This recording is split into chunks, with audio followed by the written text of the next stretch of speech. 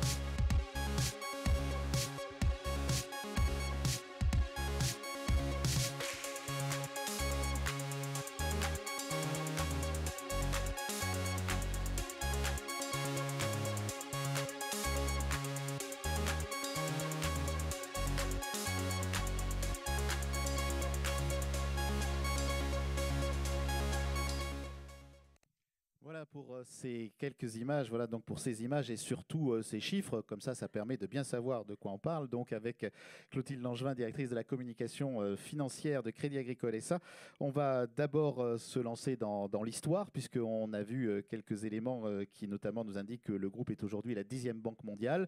Quels sont les éléments et les événements clés du développement du groupe qui l'ont amené à ce niveau-là, Clotilde? Merci Yves. D'abord, bonjour à tous et je voulais vous remercier d'être présents aussi nombreux. C'est vraiment un plaisir. On aime beaucoup avoir l'occasion de parler avec nos actionnaires et notamment nos actionnaires individuels. Donc merci à tous d'être là. C'est la première fois qu'on fait avec Actionnariat une réunion d'actionnaires comme ceci et je suis ravie de l'initiative, donc merci. Merci aussi de vos encouragements. Sur l'historique du groupe, vous avez vu dans le film qu'on a commencé tout petit avec la création d'une première société de crédit mutuel agricole à Salins, dans le Jura, en 1885. Et depuis, donc, on est passé comme par une étape, on était la première banque du monde, d'ailleurs, dans les années 80, et aujourd'hui, on est la 10e banque mondiale en termes de taille des actifs. Donc, vous avez ici un certain nombre de dates. Mais finalement, pour moi, la date la plus importante, c'est 1988, qui est la loi de la mutualisation de la Caisse nationale du Crédit Agricole. C'était en fait finalement une caisse publique du ministère de l'Agriculture. Et finalement, les caisses régionales du Crédit Agricole ont racheté cette caisse publique pour en faire une société anonyme. Et du coup, à partir de ce moment-là, s'est créé vraiment le groupe avec sa solidité, avec toutes les personnes qui s'auto-garantissent et qui s'auto-cautionnent, les caisses, l'entité cotée, toutes les entités. Et au final, comme vous avez vu dans le film, ces principes d'utilité et d'universalité ont aussi dirigé la façon dont nous avons grandi, en ajoutant finalement à ces caisses régionales du Crédit Agricole des métiers, avec notamment le rajout de l'acteur d'assurance vie, Prédica, avec la création en 1990, un peu comme une start-up, d'une filiale d'assurance dommage, avec progressivement la création de Amundi, CACIB, avec la création de notre deuxième marché domestique, qui est l'Italie. On a tous les métiers qui sont présents en Italie. Donc vraiment une banque universelle. Alors justement, le fait d'avoir ce modèle de banque universelle, donc tous les métiers, mais pour tous les clients, hein, donc les particuliers, les entreprises, les institutions, en quoi cela rend le groupe plus fort, ce qui intéresse évidemment les actionnaires? Alors oui, effectivement, on a ce modèle de banque universelle. Et le modèle, il est fondé sur quoi? Sur la nécessité de répondre à tous les besoins des clients, qu'ils soient particuliers, professionnels, agriculteurs, petites entreprises, moyennes entreprises, grands corporates. Et donc vous voyez que finalement, autour de ce socle qui sont les banques de proximité, notamment en France avec le réseau du Crédit Agricole avec 25 millions de clients, mais aussi LCL avec 6 millions de clients, avec 2 millions de clients en Italie. On a autour de ça un ensemble de métiers qui sont quelque part, on peut appeler ça presque des usines de production d'assurance. Crédit Agricole Assurance est le premier assureur en France. Je dis bien le premier assureur, pas le premier banque assureur, le premier assureur en France. Amundi est le premier asset manager non américain au monde. Du côté de la grande clientèle, notre banque d'investissement, CACIB, est le premier arrangeur d'obligations vertes au monde et le 4e acteur en matière de financement structuré au monde. Et puis ensuite, on a aussi les services financiers spécialisés avec notre marque Sofinco, par exemple. On est dans le top 3 en crédit conso dans le monde, avec notre activité de leasing et de factoring qui fait qu'on finance aujourd'hui un projet d'énergie renouvelable sur 4 en France. Et donc, tous ces métiers forts, avec aussi les paiements, où on a une part de marché de 27%, on a plus de 11 milliards d'opérations de paiement en France, font que du coup, on peut, avec tous ces produits et toutes ces offres qui sont créées au sein du groupe, répondre à tous les besoins en matière de patrimoine de nos clients. Patrimoine financier, patrimoine immobilier, assurantiel, etc. Alors vous avez rappelé la proximité, vous avez rappelé aussi combien les caisses régionales ont joué un rôle hein, dans la constitution de ce groupe. Donc c'est une question que vous posent souvent les analystes financiers, mais que vous posent peut-être aussi ou que sont contents, enfin sur lesquels nos amis vont être contents d'avoir une réponse. Le lien organisationnel et capitalistique qui est parfois peut-être un peu compliqué entre ces métiers forts et les caisses régionales. Est-ce que vous pouvez nous en parler, nous le décrire un petit peu? Oui. Maintenant, c'est très simple, en fait. C'est que les caisses régionales, qui donc ont racheté la caisse nationale en 1988, sont les actionnaires majoritaires de l'entité cotée, Crédit Agricole S.A. Et l'entité cotée, c'est elle qui détient CACIB, notre entité d'investissement, Sofinco, LCL, 70% de Amundi. Mais les actionnaires majoritaires, c'est les caisses régionales. Pourquoi?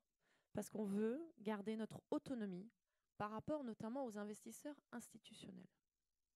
Mais les caisses régionales détiennent 56% de cette action, mais il y a 44% qui sont le public. Pourquoi? Parce qu'on a toujours eu à cœur de diversifier notre actionnariat, avec notamment des actionnaires salariés qui représentent plus de 4%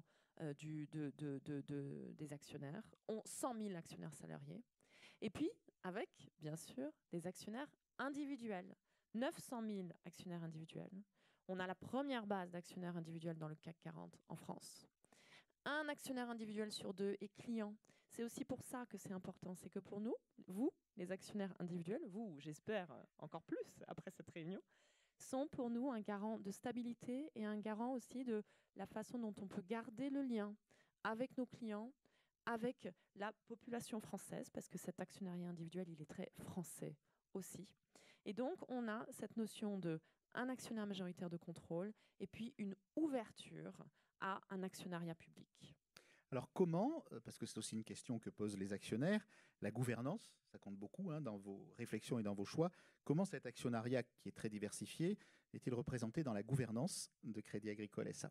Tout à fait. Alors on a un conseil d'administration avec 21 administrateurs qui se réunit souvent. On est le conseil d'administration du CAC 40 qui se réunit le plus souvent, avec 11 réunions plénières du conseil en 2018, qui est équilibré, bien sûr, comme l'exige la réglementation entre hommes et femmes.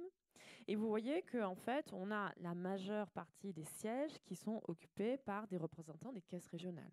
Voilà. C'est naturel, c'est l'actionnaire majoritaire qui permet de garder cette autonomie. Et puis, on a bien sûr 6 administrateurs indépendants qui sont là pour représenter l'actionnariat individuel et institutionnel. On a un actionnaire salarié, administrateur salarié. Et puis, petite spécificité du Crédit Agricole qui s'est constitué à partir du monde agricole, on a un représentant qui est nommé par le ministre de l'Agriculture des organisations professionnelles agricoles. Et donc, on a un conseil qui est très actif, avec une assiduité forte et des réunions fréquentes. C'est vraiment garant pour nous de cette gouvernance, de ce dialogue justement avec les caisses régionales et avec les actionnaires individuels. On va passer à une deuxième partie de notre entretien. On va parler de la stratégie.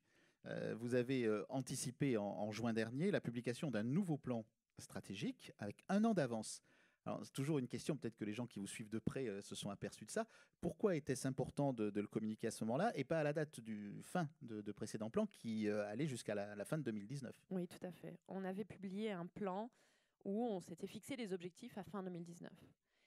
En fait, force est de constater que ces objectifs, on les avait atteints en 2018, déjà. Je vais vous les détailler un peu, mais du coup, les marchés nous ont dit, bon, vous avez atteint vos objectifs, maintenant, il faut que vous fixiez d'autres objectifs et que vous définissiez une nouvelle stratégie pour la suite. Et effectivement, ces objectifs, on les avait atteints. Pourquoi? Parce que ce qu'on a défini en 2016, c'était avant tout un projet client. Ce projet client, c'est quoi? C'est le fait de se dire que nous, on est une banque qui n'est pas uniquement digitale, comme des acteurs digitaux. Et nous, ce qu'on croit, c'est en la qualité, en la force de l'humain et du digital. Et donc, on a ce projet client qui est vraiment le fait que notre priorité stratégique, c'est d'améliorer la satisfaction client et d'établir une relation à long terme avec nos clients, avec tous les modes d'interaction possibles, du purement digital, au meilleur standard, à l'humain, avec les agences, avec les contacts avec un conseiller dans la durée. Et ce projet client nous a permis de définir un certain nombre d'objectifs. Un objectif de conquête que l'on a atteint. On a augmenté la taille de notre clientèle de plus de 600 000 clients en 3 ans. Un objectif aussi de continuer à travailler ensemble entre les différentes entités du groupe dans le cadre du modèle de banque universelle de proximité. C'est ce qu'on appelle les synergies de revenus. Le fait de pouvoir apporter des solutions d'assurance dommage à nos clients bancaires, ou bien le fait de pouvoir apporter des solutions de marché à nos clients banques privées. Donc on a augmenté nos synergies de revenus de quasiment 1 milliard en 3 ans. On s'était fixé un objectif de 1 milliard en 4 ans. Et puis tout ça, dans l'intérêt aussi de nos actionnaires, de façon rentable et efficace. Et donc on s'était engagé à réduire alors c'est un nom un peu barbare, excusez-moi, le coefficient d'exploitation, qui est en fait l'écart entre les revenus et les coûts. C'est-à-dire que les coûts, ils ont le droit d'augmenter, mais moins vite que les revenus.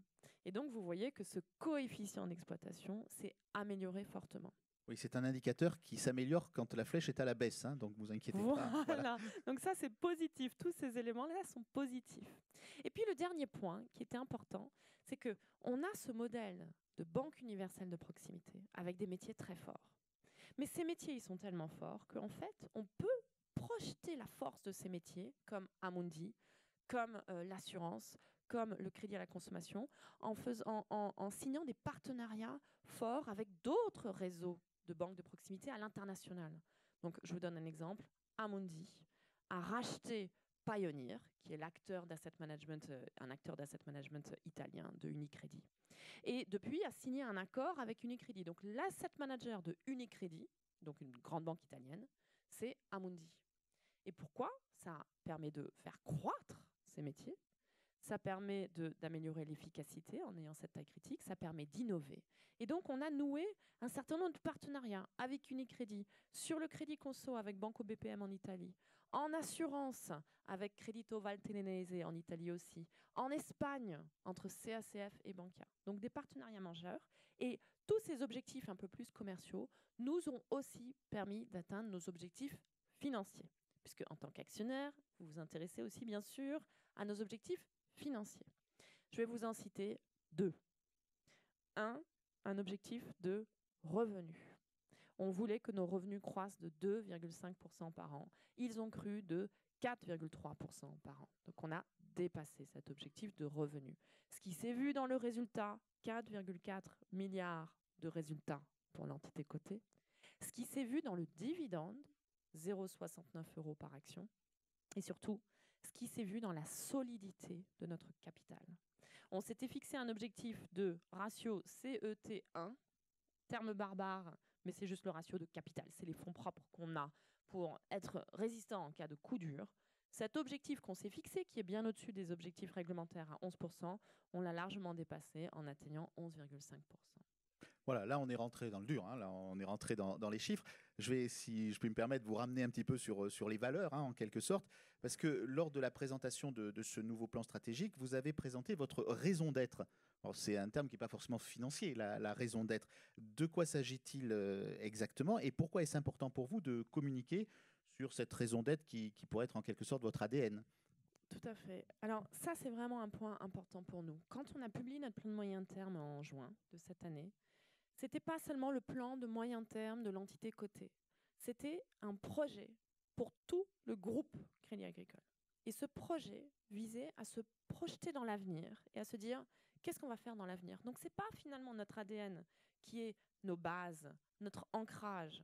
Là, l'idée, c'est de se dire qu'est-ce que nous, on veut apporter à nos clients dans l'avenir, à nos clients et la société. Et donc, on a défini une raison d'être qui peut avoir l'air extrêmement banale, mais finalement, chaque terme est extrêmement important. Agir chaque jour dans l'intérêt de nos clients et de la société. Donc, c'est quoi ça? L'idée, c'est de se développer avec comme objectif l'utilité. Le Crédit Agricole a su accompagner toutes les transformations sociétales en France. Déjà, bien sûr, les agriculteurs, mais aussi la bancarisation des ménages dans les années 60, l'accès à la propriété, l'équipement carte, aujourd'hui toutes les solutions en matière de paiement, l'assurance. Et puis la notion d'universalité. C'est l'intérêt de nos clients, quels qu'ils soient. Des clients d'entrée de gamme aux clients patrimoniaux, individuels, entreprises, professionnels, etc. Cette notion d'universalité des clients, des canaux, Internet, digital, téléphone, humain, et des offres dans le modèle de banque universelle de proximité. Et cette raison d'être, on l'a déclinée en 3 grands piliers. Un premier pilier, je vous en ai déjà un tout petit peu parlé, c'est un pilier client. Qu'est-ce qu'on veut apporter à nos clients? C'est l'excellence relationnelle, le fait de se dire on veut que nos clients soient contents. Ça, tout le monde peut le dire, mais nous, on s'organise industriellement pour suivre cette notion de satisfaction client et pour que toutes les entités soient orientées autour de la satisfaction client, en apportant notamment une expérience digitale exceptionnelle, en apportant des services bancaires et extra-bancaires extrêmement innovants, en soutenant les startups. Vous allez voir sur le stand, il y a des startups du village by CA. C'est très important pour nous, la notion d'innovation. Et puis, la notion d'expérience client digitale exceptionnelle, elle s'ajoute aussi d'un projet humain. C'est quoi ce projet humain? C'est le fait de se dire que dans un monde digital et processé, c'est quoi la valeur ajoutée qu'on peut apporter? C'est pas finalement de se dire qu'on va avoir des personnes qui vont faire ce que peuvent faire des robots. C'est que dans un monde où il va y avoir de plus en plus de digital, on a besoin d'avoir un interlocuteur qui soit responsable, à qui on puisse dire « je ne suis pas d'accord, je me suis trompé, j'hésite, je veux revenir en arrière ». Et bien, cette notion de responsabilité en proximité, c'est vraiment quelque chose qu'on veut ancrer dans notre raison d'être et dans nos piliers. Et puis, dernière dimension, l'engagement sociétal, avec une double dimension. Déjà, le fait qu'on veut proposer une gamme d'offres accessible à tous les clients, même en entrée de gamme, pour les clientèles fragiles, pour tous les types de clients dans tous les territoires ruraux, urbains. Et puis, bien sûr, une stratégie climat très forte. Nous sommes le premier acteur mondial en Green Bonds. Avec Crédit Agricole Assurance, nous sommes le premier investisseur en ESG en France. Je vous l'ai dit que nous sommes le premier financeur de l'énergie renouvelable en France privée. Nous voulons aller plus loin en nous engageant résolument dans une stratégie climat, en soutenant la transition énergétique de nos entreprises, en proposant des offres de crédit à la consommation vert, etc. Et donc, on veut vraiment être le leader européen en investissement responsable. Alors, je vais vous ramener maintenant à l'économique et au financier. Comment est-ce que vous allez générer de la croissance avec ces 3 piliers? Tout à fait, parce que la question aussi, c'est pour nos actionnaires, comment est-ce que ça peut générer du rendement? Et donc, effectivement, ces 3 piliers, on va ensuite les décliner avec des leviers de création de croissance et de croissance durable. D'une part, une croissance sur tous nos marchés. Nous voulons être le premier en conquête sur tous nos marchés. C'est extrêmement ambitieux d'être premier en conquête quand on est le leader. On est le leader et malgré tout, on veut continuer à être le premier en conquête de nouvelles clientèles. Chez les particuliers, chez les professionnels, chez les agriculteurs. On veut, avec les entreprises, créer une intimité stratégique pour vraiment pouvoir les accompagner dans leurs projets. On veut aussi, bien sûr, continuer les synergies de revenus. Je en parlerai juste après. Et puis aussi, on veut se transformer technologiquement. Parce que la banque, c'est en fait une entreprise technologique. Et donc, on va investir 15 milliards d'euros sur 4 ans sur la technologie. Pourquoi? Pour pouvoir être beaucoup plus agile dans les solutions digitales qu'on apporte, pour pouvoir suivre tous les investissements, pour aussi pouvoir investir dans la cybersécurité.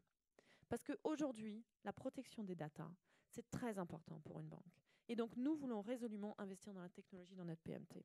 Mais si je reviens juste une seconde sur le point sur les synergies de revenus, c'est un graphique que j'aime beaucoup. Parce que vous voyez ici qu'on a une part de marché en banque de proximité France très élevée, à 30%. Et on a une part de marché, par exemple, en assurance dommage, de 6%. C'est petit. Pourquoi? Parce qu'on a commencé plus tard. On a lancé Pacifica en 1990 en mode start-up. Mais donc, vous voyez ici qu'en fait, en équipant nos clients des réseaux des caisses régionales et de LCL, en fait, on a un boulevard parce qu'on a un potentiel de croissance organique rien qu'en équipant nos clients, en répondant à leurs besoins en termes d'assurance. Et bien, naturellement, notre part de marché en assurance dommage, en assurance emprunteur, en assurance vie, etc., va augmenter pour atteindre la part de marché qu'on a en retail en France. Et donc, vous voyez ici qu'on a un potentiel de croissance naturelle, organique lié à notre modèle qui est extrêmement fort pendant les 4 prochaines années. Et ceci va nous permettre d'atteindre les objectifs que je vous montre ici. Un résultat à 5 milliards en 2022, une rentabilité de 11%. On a déjà atteint 11,3% du dernier trimestre, je vais vous en parler. Et puis bien sûr, une position de capital extrêmement forte. Donc l'idée, c'est d'avoir des objectifs de rentabilité qui sont meilleurs que le dernier plan, mais en plus sécurisés.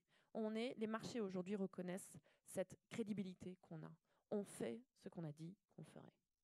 Alors justement, depuis le lancement de ce plan stratégique, vous venez de l'évoquer un petit peu, est-ce que vous avez déjà des premières réalisations concrètes? Oui, absolument. Et je souhaite insister sur les réalisations plutôt dans le cadre des 3 piliers, que sont les piliers clients, humains et sociétal, parce qu'encore une fois, c'est ça ce qui génère la croissance pour nous. Et donc, par exemple, nous ne sommes plus seulement le premier assureur en France, nous sommes aussi le premier assureur vie en France.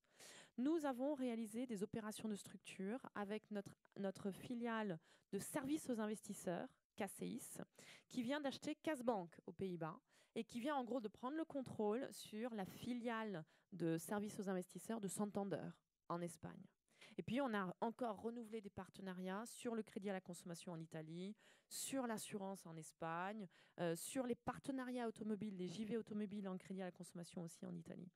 Dans le cas de notre projet humain, on a vraiment, avec nos 140 000 collaborateurs partout dans le monde, on a voulu avoir un socle social commun à tous les collaborateurs. C'est important pour nous, cette confiance réciproque entre l'entreprise et les collaborateurs. C'est ça ce qui fait aussi qu'on va pouvoir développer ce projet humain. Et puis en termes de projet sociétal, on s'engage très fortement, notamment dans la finance verte, avec un accord qu'on a signé avec la Banque européenne d'investissement sur le financement des projets verts en France, avec le fait qu'on a de nouveau été reconnu comme étant le premier arrangeur mondial d'obligations vertes, avec des obligations vertes pour le Chili, les Pays de la Loire, le Grand Paris. Et puis l'expertise d'Amundi a été reconnue sur les green bonds. Donc on a beaucoup de réalisations sur le vert notamment.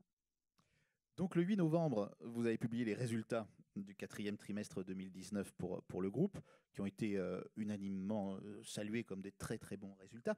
Mais les médias qui souvent sont durs avec les banques, parfois ils sont un peu compatissants et disent mais comment est-ce que les banques vont s'en sortir dans cette conjoncture de taux d'intérêt très bas? Alors comment est-ce que vous avez réussi à sortir ces résultats dans cette conjoncture qui est considérée quand même comme délicate? Tout à fait. Comment? Grâce à notre activité commerciale. C'est pour ça que je veux commencer là-dessus plus que sur la notion de résultat, parce que ce qui compte pour nous, et c'est ça ce qui tire la croissance, c'est la croissance de la collecte et du crédit partout. Vous voyez par exemple, on a une croissance de près de 7% des crédits dans les réseaux de banques de proximité en France et en Italie depuis 1 an. On a équipé nos clients en assurance dommage. Ce que je vous expliquais, le potentiel de croissance organique qu'on a en assurance dommage, on a déjà commencé ça. On a développé la collecte en matière d'épargne. On a notamment diversifié la collecte sur l'assurance vie pour aller des fonds euros vers une assurance vie plus diversifiée. On appelle ça les unités de compte. Et donc, c'est une assurance vie plus diversifiée. On a augmenté très fortement notre production en crédit à la consommation, notamment avec nos JV, nos joint ventures, avec des acteurs de constructeurs automobiles. Et puis, dans notre activité de marché et de banque d'investissement pour les grandes entreprises, on a une croissance très forte des résultats depuis 1 an à 13% sur notre activité de banque d'investissement. Et cette activité commerciale fait que du coup, on a tous nos métiers qui ont une croissance dynamique. Donc, nos métiers que vous voyez là, de banque de proximité. Donc, finalement, ça, c'est les résultats sur 9 mois. Comment est-ce qu'ils sont répartis par les métiers? Donc, le Crédit Agricole, ce n'est pas que le réseau LCL. Là, vous voyez, en fait, finalement, l'entité cotée, on a LCL et CA Italia, 18%. Mais on a aussi une grosse part de l'activité qui explique l'entité cotée qui est liée à Amundi, à l'assurance, à Indosuez, qui est notre acteur de gestion de fortune. On a les services financiers spécialisés et le pôle grande clientèle. Et vous voyez que du coup, nos résultats, ce trimestre-là, sont particulièrement équilibrés. Et c'est cet équilibre et c'est ce modèle de banque de proximité qui nous permet d'être très résilients. Vous avez parlé, Yves, de l'environnement de taux. Justement, en ayant toute cette diversité de métiers qui peuvent avoir des sources de revenus différentes, on est très résilient et ça nous permet d'avoir des résultats qui sont en forte hausse. Donc, je ne vais pas, excusez-moi, vous abreuver de tous ces chiffres. Je vais juste insister sur quelques points. Une hausse du résultat depuis 1 an de plus de 8% pour l'entité cotée Crédit Agricole SA, pour plus de 6% du groupe Crédit Agricole. En niveau, en fait, le résultat sur les 3 premiers trimestres de l'année est de plus de 3 milliards pour CASA et de plus de 5 milliards pour le groupe. Autre point important, la rentabilité. 11,3% de rentabilité de l'equity. C'est-à-dire, quand on investit dans le crédit, du capital dans CASA, le rendement est de 11,3%. Des coûts maîtrisés. L'effet ciseau positif, c'est le fait que les revenus croissent plus vite que les coûts. Et puis, on parle beaucoup du risque en ce moment, une période d'incertitude. Le Crédit Agricole est une entité, un groupe qui a un coût du risque extrêmement bas.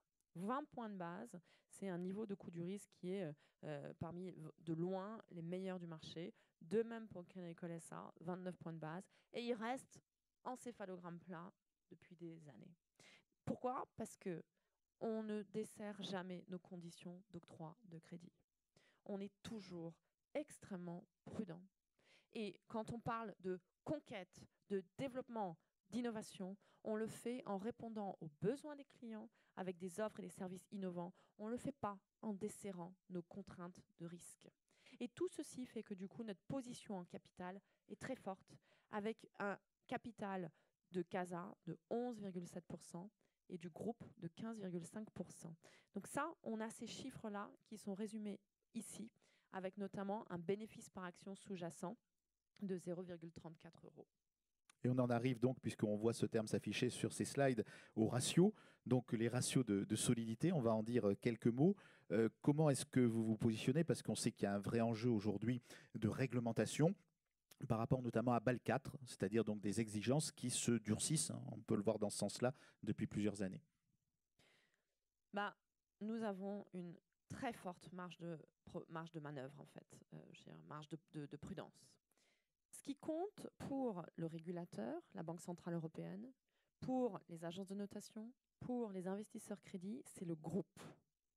Et le groupe a une position de capital à 15,5%. L'exigence réglementaire, c'est 9,7%. Donc on est très, très au-dessus de l'exigence réglementaire. Et nous sommes aussi très au-dessus de nos pairs bancaires européens. Et finalement, la structure du groupe nous permet à l'inverse de piloter l'entité cotée Crédit Agricole SA avec un niveau de capital plus faible parce qu'on a cette garantie du groupe. La solidité du capital, c'est le groupe qui l'apporte. Alors, on pilote un niveau de solidité de capital plus faible pour l'entité cotée. On est quand même à 11,7, ce qui est là encore très au-dessus des exigences réglementaires qui sont à 8,7. Et cette stabilité et cette solidité capitalistique a été reconnue par l'agence de notation Moody's, qui vient de relever notre note de crédit long terme de CASA à AA3 il y a quelques mois. Voilà, on va bientôt vous passer la parole, mais un mot quand même sur l'action Crédit Agricole SA, donc avec un cours de bourse, ça vous le constatez, qui est en forte hausse depuis le début de l'année, sans doute en partie grâce aux bons résultats, mais on sait que parfois il y a des bons résultats, il n'y a pas forcément un cours de bourse qui bouge de façon aussi importante. Alors que vous disent les analystes et les investisseurs à ce sujet ? Et puis, comme on est dans l'anticipation, quand on parle de bourse, quelles sont leurs attentes ? Tout à fait. Alors vous voyez, ça c'est l'évolution du cours de bourse depuis le début de l'année. L'action CASA a augmenté de 33% depuis le début de l'année. Et donc, par rapport à nos pairs, qui est cet indice Stocks Banks au niveau européen, qui a augmenté de 3,6%, on a une performance extrêmement bonne. Et donc, ce que nous disent finalement les analystes, on fait beaucoup de roadshow, on va voir les investisseurs, on va voir les analystes, on va dire qu'est-ce que vous en pensez. Ils nous disent, oui, cette performance, on la reconnaît. Pourquoi ? Vous êtes une valeur de rendement. Vous créez des résultats de façon continue. Et ce rendement, on a un rendement fort pour l'actionnaire. C'est quoi ce 40,5% ? En gros, c'est le 33% plus le dividende. Et donc, c'est pour ça que je voulais aussi terminer sur ces gros chiffres qui sont l'engagement qu'on prend en termes de versement de dividendes. Nous sommes parmi les premiers à avoir pris un engagement extrêmement tôt, en 2016, de se dire, voilà, à partir de maintenant, tous les ans, on va payer 50% de notre résultat aux actionnaires en dividendes, en cash, tous les ans, avec une régularité de métronome. L'année dernière, on a payé 0,69 € par action. Et nous nous sommes engagés, dans le cadre de notre plan de moyen terme, entre 2019 et 2022, sur ces 4 années, de verser 8 milliards de dividendes. C'est plus de 25% de la capitalisation boursière. Et voilà, cet engagement jusqu'ici, les investisseurs et les analystes le reconnaissent. Et ils reconnaissent cette notion de valeur, de rendement durable. Et donc, c'est pour ça que la performance du titre a été si bonne depuis le début de l'année.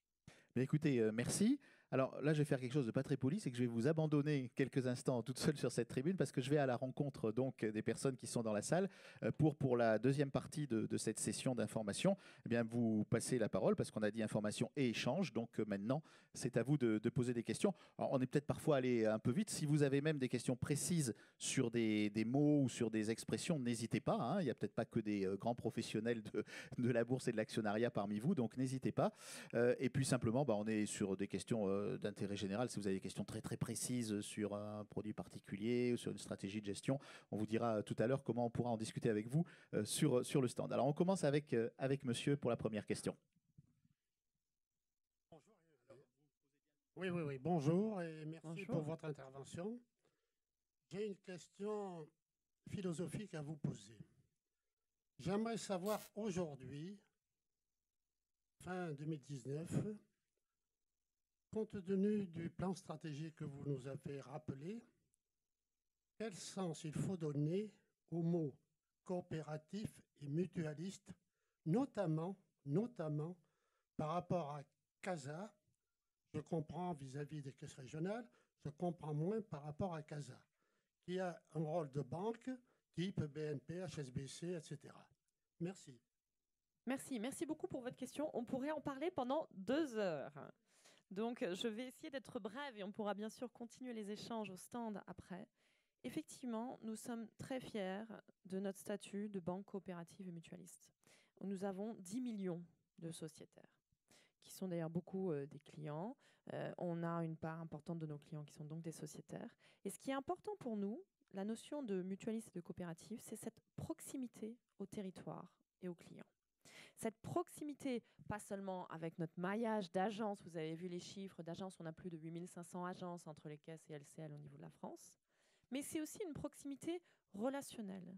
Et par exemple, l'importance qu'on donne dans notre plan stratégique à la notion de satisfaction client, ça c'est aussi quelque chose qui est lié avec cette notion de banque mutualiste. Et votre question c'est, ok, je vois ça dans les caisses, mais et alors une entité cotée avec CACIB, Amundi au niveau mondial, d'accord. Eh bien CACIB, Amundi appartiennent à l'entité cotée, qui est détenue majoritairement par les caisses.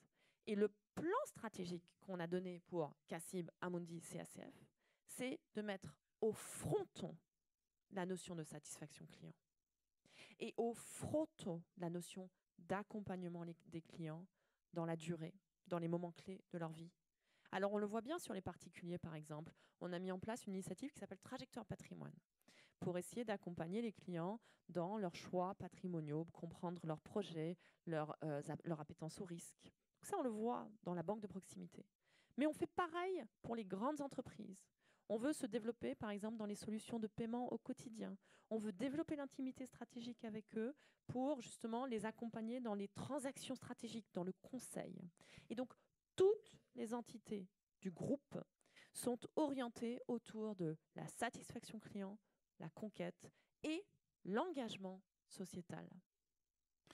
Merci. Monsieur a un micro. Oui, bonjour. Moi, je suis actionnaire depuis un certain temps. J'ai connu les augmentations de capital autour de 19 € à 23 €, l'action à 3, enfin, c'est très sportif.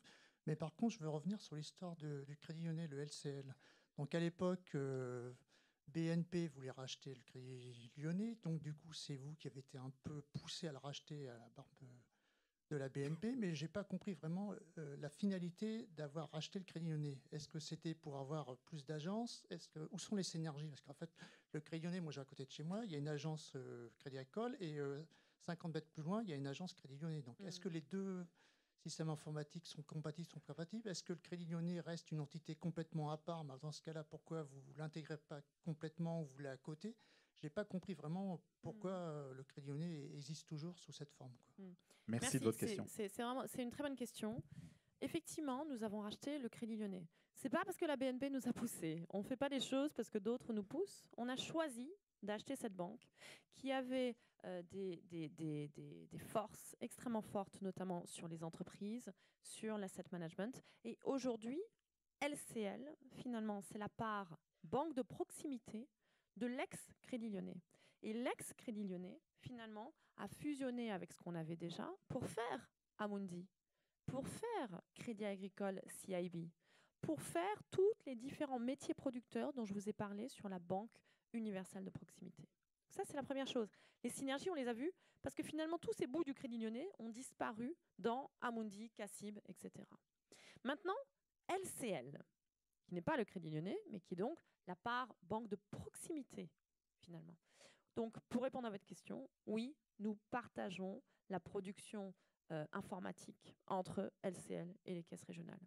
Oui, nous faisons des synergies, ne serait-ce que parce que LCL donne un vecteur finalement de distribution à nos usines de production comme Amundi, CACF, Crédit Agricole Assurance, qui du coup vont distribuer leurs produits pas seulement dans le réseau des caisses, mais aussi dans le réseau de LCL. Donc ça permet de faire des synergies de coûts pour notamment nos métiers, nos usines de production.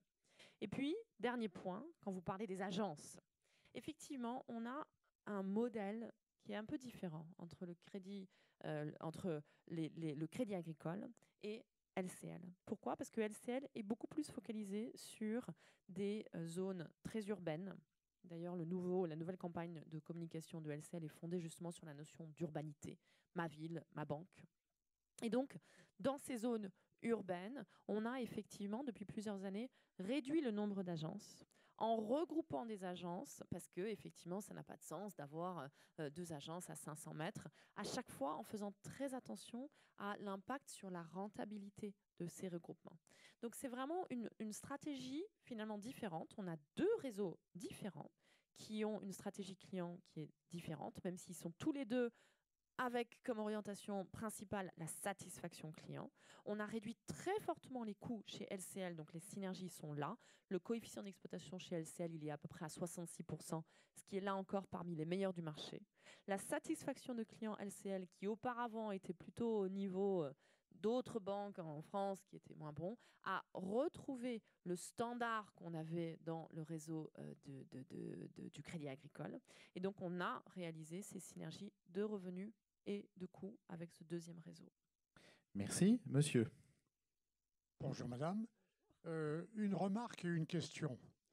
La remarque concerne le plan stratégique qui a été atteint avec une année d'avance. Est-ce que ça ne veut pas dire qu'il y a une erreur d'analyse, puisque au fond ça fait 25% qui ont été perdus?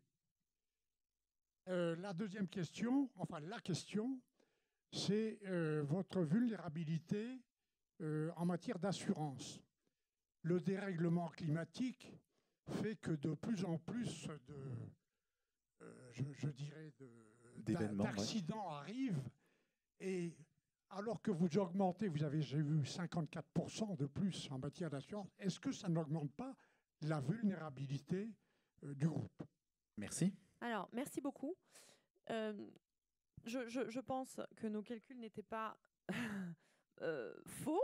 En tout cas, c'est toujours des prévisions. Je pense que ce qui est important de rappeler, c'est que réussir à faire plus 600 000 clients en 3 ans, de réussir à augmenter les synergies de revenus de 1 milliard et de croître le revenu de 4,3%, c'était quelque chose de particulièrement remarquable. Et donc le fait d'avoir atteint ces objectifs, si c'était finalement des réalisations qui étaient un peu moyennes, on aurait pu dire, bon, vous n'avez pas été hyper ambitieux. Nous avons été ambitieux et nous avons dépassé ces ambitions. Pourquoi ? Parce que nous avons capitalisé sur la force du groupe. Je pense que ce qui est nouveau depuis 2016, c'est le fait que le groupe a retrouvé son identité en tant que banque mutualiste et coopérative. Banque universelle. Et c'est le travail collectif qui nécessite un effort au quotidien. J'en suis vraiment témoin. J'étais en charge de la stratégie avant d'être en charge de la communication financière. C'est un effort quotidien de faire que les personnes travaillent ensemble. Et ça, c'est extrêmement puissant et c'est générateur de croissance très forte. Alors, il y a la question sur l'assurance. Pour l'assurance. Oui, il y a, notamment sur l'assurance dommage, une sinistralité qui est croissante. Et notamment, nous avons eu cette année une sinistralité croissante sur la grêle, la sécheresse, etc. Et on constate que notre ratio combiné, c'est-à-dire en gros les primes qui sont payées par les assurés, moins ce qu'on paye pendant les sinistres, reste extrêmement bon. Il reste inférieur à 100%, ce qui est ça l'objectif qu'on veut tous atteindre. Nous, il est à 95,5%. Donc il est très bon.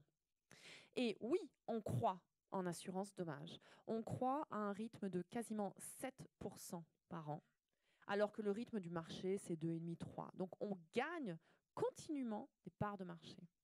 Sauf que en gagnant ces parts de marché, on maintient le risque en maintenant notre ratio combiné faible.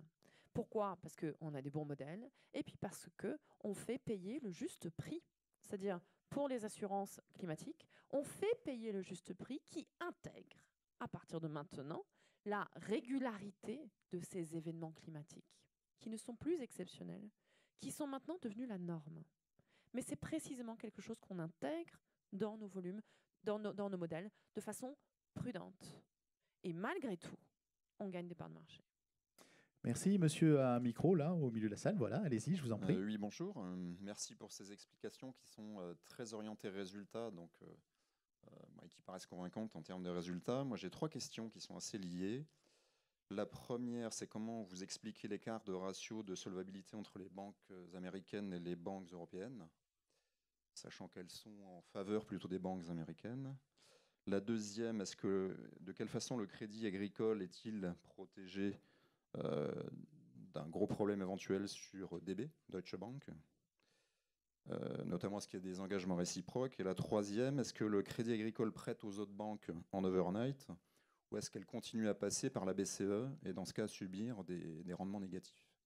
Bon, on expliquera ce que c'est que l'overnight. Voilà. Parce donc, que... très bonne question. Je vais essayer. Alors, donc, la première question, c'était sur le CET1 des banques américaines. Alors, c'est un peu difficile pour moi de répondre à cette question parce que je vais me faire le porte-parole des banques européennes alors même que le crédit agricole a la position capitalistique parmi les plus solides des banques européennes. Donc, je vais me faire un peu l'ambassadeur des autres banques qui ont des positions moins solides que la nôtre. Mais en fait, l'écart entre le capital des banques américaines et des banques européennes vient du fait que Bâle, donc le comité de Bâle, qui fixe un peu ces règles-là, tient compte des modèles américains qui ne sont pas les mêmes que les nôtres. C'est-à-dire que le crédit immobilier, par exemple, aux États-Unis, en fait, le crédit immobilier, qui n'est pas très risqué, il est tout de suite titrisé. C'est-à-dire qu'en fait, il sort du bilan des banques et il va sur le bilan des Fannie Mae, Freddie Mac, etc. Et en fait, du coup, comme il sort du bilan du banque, eux, ils ont des modèles de calcul des risques qui sont des modèles standards. Et nous, comme on garde finalement les crédits immobiliers sur nos bilans, mais qui sont très bien garantis, ils sont cautionnés, on a un taux d'effort sur les clients particuliers qui est très faible, on le garde sur notre bilan, mais du coup, on garde ces risques dans notre calcul nécessaire pour notre capital. Donc, pour des raisons de modèles différents, parce qu'on a un modèle de marché de l'immobilier qui est différent, alors que force est de constater que le marché de l'immobilier en France a bien survécu à la crise, alors que celui aux États-Unis a moins survécu. C'est pour ça qu'on a facialement des positions de capital qui sont plus fortes aux États-Unis qu'en Europe. Donc, les banques européennes sont très bien capitalisées. Parmi ces banques-là, le Crédit Agricole est extrêmement bien capitalisé. Première question. Les engagements réciproques. Deuxième question, les engagements réciproques. Nous avons effectivement des engagements réciproques avec les banques correspondantes, qui sont toutes garanties par une position de capital extrêmement forte, parce que tous ces engagements réciproques impliquent du risque. Et donc justement, la solidité de notre position de capital est là pour couvrir tous ces engagements réciproques. La banque d'investissement que nous avons ne traite qu'avec, par exemple, des entreprises qui sont ne prêtent que à des entreprises qui sont appelées investment grade, c'est-à-dire extrêmement sûres. Donc au niveau de notre position vis-à-vis des entreprises, c'est le cas. Et au niveau de notre position vis-à-vis des institutions financières, nous sommes extrêmement prudents dans la façon et les interactions qu'on peut avoir tous les jours avec elles. Alors certes, pour répondre à votre dernière question, nous avons des engagements overnight, c'est-à-dire tous les jours avec les banques, qui nous permettent aussi d'éviter de placer de l'argent à taux négatif, c'est ça votre question, à la BCE. Parce que vous avez vu qu'on a des taux négatifs à la BCE. Au Crédit Agricole, on a la chance d'avoir un modèle universel avec beaucoup de métiers. Donc, on a de la liquidité qui arrive par des métiers, par exemple, de services aux institutionnels, KCIS, ou bien qui arrive, par exemple, avec notre entité de banque privée, Indosuez. Et cette liquidité, avant de la placer à la BCE, on va l'utiliser pour financer l'économie. On a 600 milliards d'encours de crédit à l'économie française. Donc avec tous les métiers, ceux qui apportent de la liquidité, ceux qui donnent du crédit, ceux qui font de l'assurance, etc., on a cette autonomie qui nous permet de limiter notre financement sur le marché et puis nos dépôts de liquidité à la BCE. Par rapport à d'autres acteurs comme Deutsche Bank, justement, vous les citiez, qui vont être beaucoup plus sur les marchés. Nous, on a beaucoup plus un ancrage dans l'économie réelle. Alors, par ailleurs, la BCE, récemment, vient de mettre en place quelque chose qui s'appelle le tiering, qui permet justement de fixer un seuil à 0 pour un certain nombre de placements de liquidités que les banques vont faire à la BCE. Naturellement, nous allons profiter et optimiser de ce tiering pour que, justement, on n'ait pas ce coût négatif ou qu'on réduise le coût le taux négatif lié au placement de liquidités à la BCE. Merci. Monsieur. Oui, bonjour, je suis à la fois client et actionnaire, et depuis très très très longtemps, je n'ose même pas dire depuis combien de temps. J'ai deux questions correspondant à l'avenir du groupe. La première concerne vos nouveaux compétiteurs. Donc il y en a qui sont connus, Orange Bank, pour citer ce que tout le monde connaît, mais il y a aussi les GAFA qui commencent au niveau mondial à apparaître avec des business models qui sont totalement différents du business model que le Crédit Agricole a aujourd'hui. Vous avez dit tout à l'heure que vous alliez investir 15 milliards dans le numérique. Vous pouvez préciser un petit peu ce que vous allez faire dans ce domaine-là, parce que la concurrence risque d'être extrêmement rude quand on voit la masse de trésorerie de ces GAFA. Alors attendez, on va demander à Clotilde de vous répondre. Vous gardez le micro, vous poserez la deuxième question après. Parce que, en fait, dans votre question, il y en a plein. Oui, il y en a plein. Il y en a déjà. Donc, pareil, on pourra poursuivre ça après. Mais vous avez parlé de Orange Bank. Et quelque part, la première question, c'est OK, tous les acteurs, les Boursorama, Orange Bank, etc., comment est-ce qu'on réagit face à eux? Nous sommes les premiers en conquête. C'est-à-dire que même face à ces Orange Bank et autres, nous sommes les premiers en conquête. Donc, nous arrivons à conquérir toujours de nouveaux clients. Pourquoi ? Parce que nous sommes au meilleur standard au niveau du digital. LCL a été nommée pour 2 années de suite la meilleure application bancaire. Et Ma Banque, l'application du réseau de caisse régionale, est la première application bancaire en France. Donc, nous sommes au même niveau digital que ces acteurs-là. Sauf que, en plus, nous, ce qu'on apporte, c'est cette notion humaine de responsabilité en proximité avec des personnes compétentes qui permettent de répondre aux besoins patrimoniaux des clients, qui sont des choses que ces nouveaux entrants que vous citez ne sont pas capables de faire. Donc notre modèle est plus solide. Maintenant, vous ne les avez pas cités, mais moi je pense aussi par exemple à N26 ou Revolut, qui sont des acteurs plus spécialisés internationaux sur les paiements, par exemple. Bah oui, sur les paiements, nous, on regarde justement cette compétition. Et les GAFA se positionnent beaucoup sur les questions des paiements. Parce qu'on a les GAFA, mais il y a aussi les BATIX, qui sont les GAFA asiatiques. Où eux, en fait, en Chine, 60% des paiements passent par Alipay, donc par des paiements mobiles. Donc on regarde très attentivement ça. Et effectivement, parmi les 15 milliards qu'on va consacrer à l'IT, on va investir notamment dans les paiements. Parce que c'est important les paiements pour nous, parce que c'est ça ce qui est la relation au quotidien avec nos clients. Et comme notre modèle est une modèle de relation globale, on a besoin de garder la relation quotidienne avec nos clients. Et donc, on doit être au meilleur standard en termes d'innovation sur les paiements, avec le paiement instantané, les cartes biométriques, etc. Et ça, on vient de signer un partenariat avec un acteur très innovant de la technologie sur les paiements, qui est Wirecard, qui justement va nous apporter plein de solutions d'acceptation de Alipay, de Apple Pay, des solutions sur le multicanal. Donc, on se met au niveau des meilleurs acteurs technologiques comme Wirecard sur les paiements, qui, eux, sont intéressés par le partenariat avec nous parce que nous avons la plus grande base de clientèle sur les paiements en Europe. Et votre deuxième question, donc, monsieur ? Alors, la deuxième question n'a strictement rien à voir, mais c'est plutôt sur le volet humain. Vous avez montré tout à l'heure, dans votre capital, vous avez 4% d'actionnaires salariés.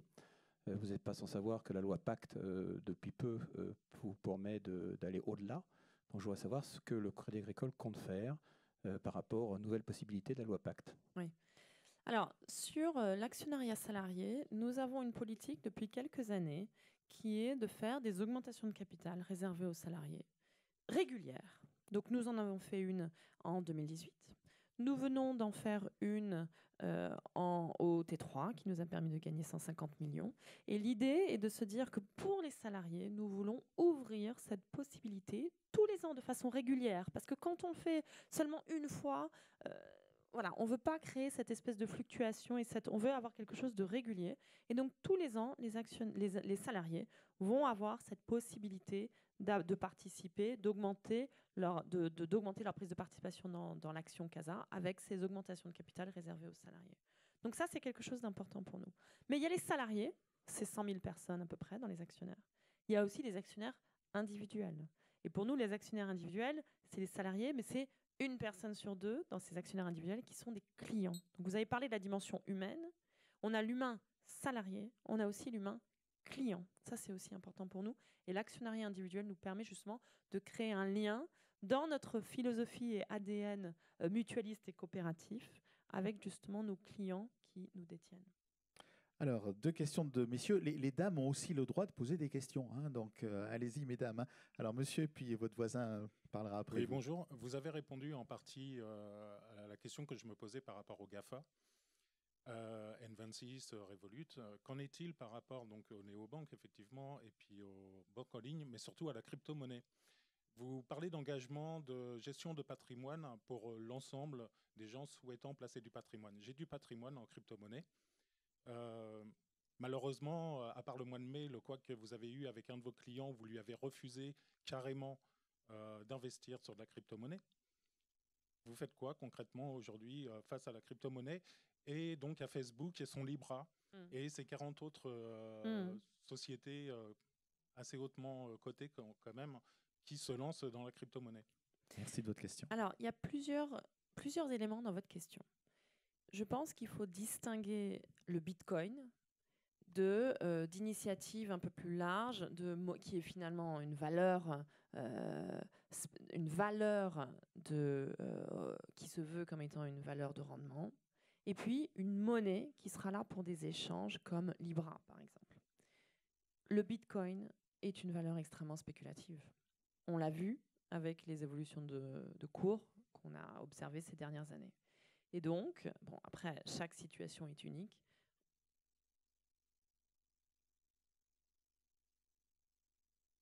Tout à fait. Alors, attendez, il y a le Bitcoin et le Libra.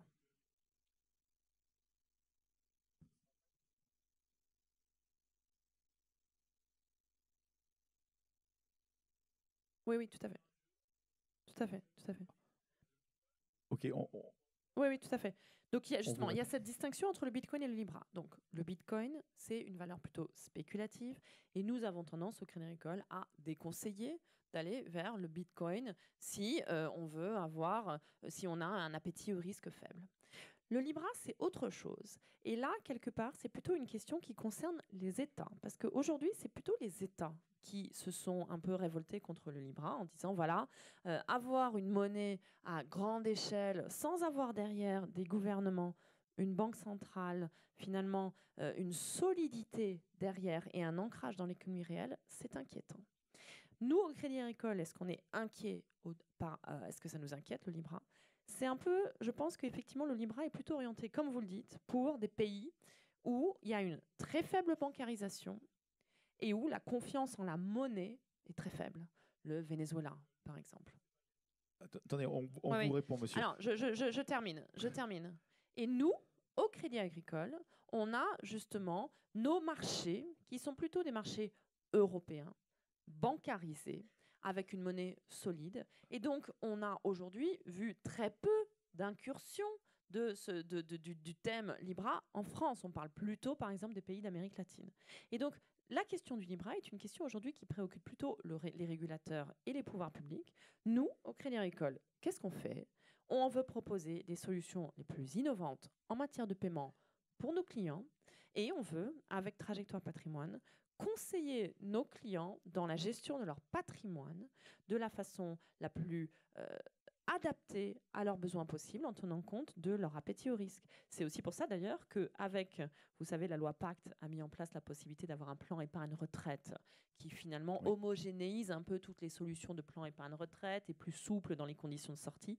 Nous voulons nous positionner comme le leader en France, là-dessus. On a déjà un plan épargne retraite assurance qui est disponible dans le réseau des caisses régionales. On a déjà des plans épargne retraite collectifs pour les entreprises qui sont disponibles aussi avec Amundi. Avec Amundi, avec Crédit Agricole Assurance, avec les caisses régionales et avec LCL, nous pouvons et nous voulons nous positionner comme le leader du plan épargne retraite en France. Merci. Alors, on arrive à la fin de cette réunion. Donc, la dernière question de monsieur qui a le micro. Voilà. Allez-y, monsieur. Oui, bonsoir. J'avais une question en lien avec l'évolution des taux d'intérêt depuis plusieurs dizaines d'années où les taux d'intérêt sont en baisse régulièrement sur les marchés dans les différents pays du monde. Et aujourd'hui, on est dans une situation qui, à mon avis, est inédite. C'est-à-dire qu'aujourd'hui, les taux d'intérêt commencent à être négatifs pour des masses énormes de capitaux dans lesquels vos clients, notamment via Amundi et vous-même en tant qu'assureur, vous allez investir. Donc, je voulais savoir quel impact avait cette baisse drastique des taux d'intérêt pour vous et pour vos clients, et également qu'est-ce que ça voudrait dire si dans 1 an, 2 ans, 3 ans, les taux étaient toujours négatifs. C'est une très bonne question. En fait, pourquoi est-ce que c'est une très bonne question? Parce qu'on se la pose depuis longtemps. Parce qu'en réalité, nous vivons depuis des années dans un environnement de taux bas. Et donc, ça fait des années qu'au Crédit Agricole, on s'adapte à cet environnement de taux bas. On s'adapte comment?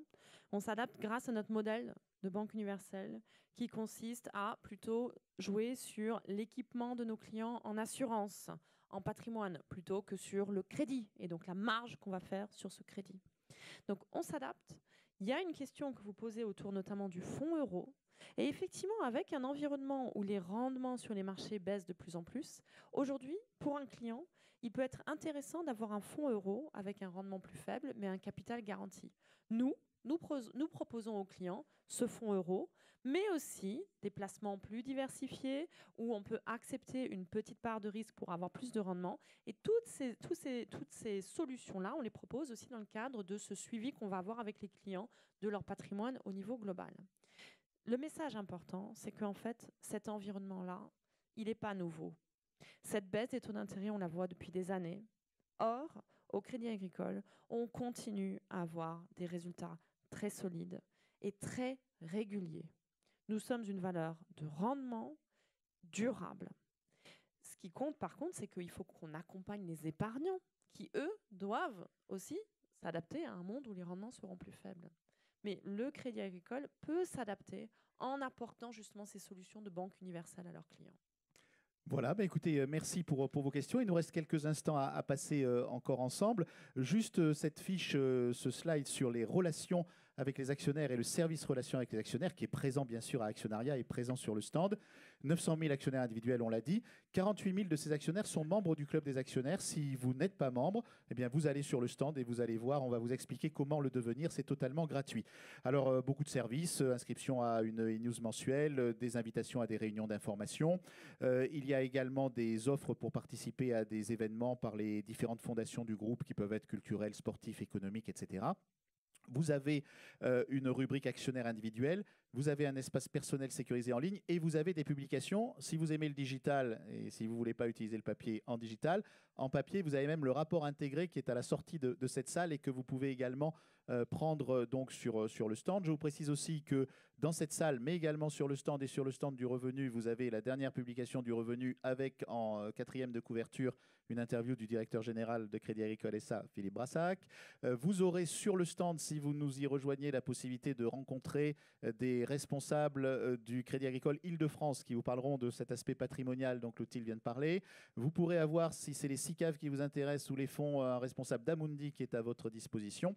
Et enfin, puisque vous pouvez adhérer au club des actionnaires en ayant simplement une action au nominatif, si vous voulez passer au nominatif, vous avez KCIS qui sera là pour répondre également à vos questions. C'est ceux qui s'occupent de la conservation donc, des titres, entre autres métiers de la finance. Voilà. Alors, dans quelques instants, je donnerai le mot de la fin, bien sûr, à Clotilde, mais on voulait vous passer, pour vous remercier aussi de votre présence avec nous, un dernier film sur cette raison d'être du Crédit Agricole. Et puis, on terminera dans 2-3 minutes cette réunion. Les images, s'il vous plaît.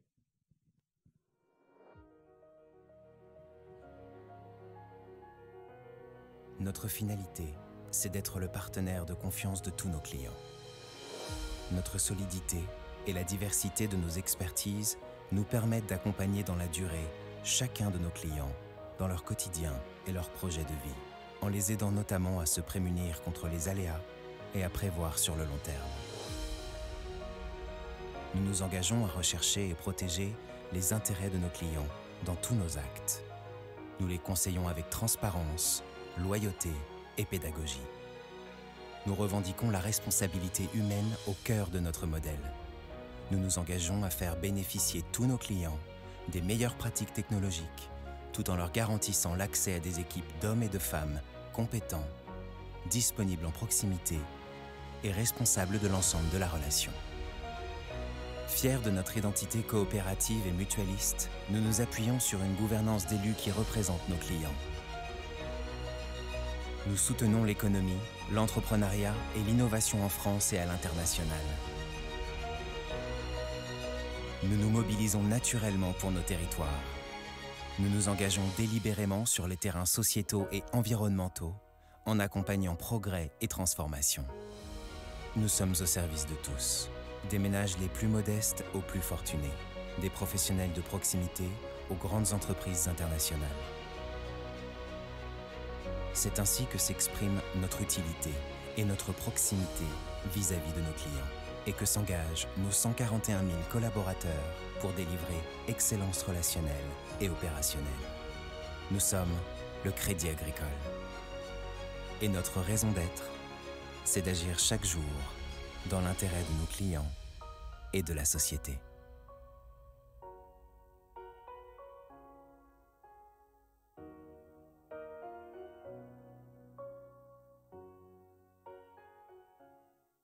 Voilà, je vous laisse le mot de la fin, Clotilde Langevin. Merci. Très rapidement, je voulais vous remercier tous d'avoir été présents.